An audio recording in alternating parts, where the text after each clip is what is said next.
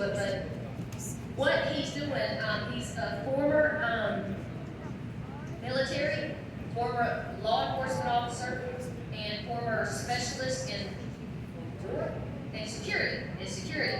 But what David has been led to do now in Buncombe County is run for sheriff, and he is going to work as a constitutional sheriff. And that's what I think everything is missing inside of elected offices right now. You all know that an elected official swears on the Bible to take an oath to protect and defend the Constitution. Everybody knows that, right? How many do we know that don't abide by that? Would you say half? Would you say the majority?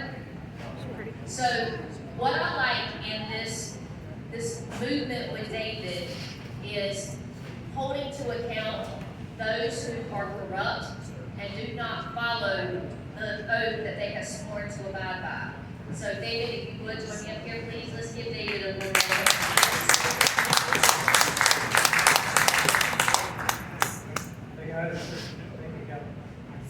I actually wrote a whole speech out, but after the other 10, I don't have enough energy for that, so I'm going to put it out and down this week.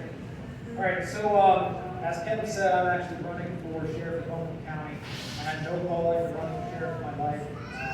Came from being a police officer to going into the private sector, and I thought that that's where I would wrap up my days and retire and do like everybody else does.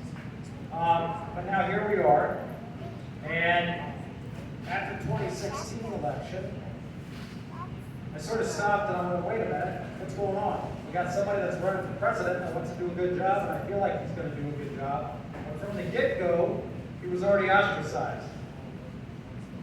And that's when I saw that there's a lot of politics at play in politics. At first, I really didn't participate at all, and I'll be completely honest with you, until 2017, I think it was, I wasn't even registered to vote. I had said I'd done my part. I served overseas. I defended these streets, actually in Raleigh. And I said, you know, it's all just like everybody else says. Our vote doesn't count. I'm not going to participate in it. It doesn't matter anyways. It's all rigged. Well, that's true. And so it wasn't until 2017 that I actually ran or registered. And I registered with something that mattered to me, which was a constitutional party. I hate parties. I hate them. Democrats, Republicans, I hate them. People that are registered Democrats and Republicans a lot of times are thinking that these Democrats and these Republicans represent America, and neither of them do. They represent the party, and that's about it.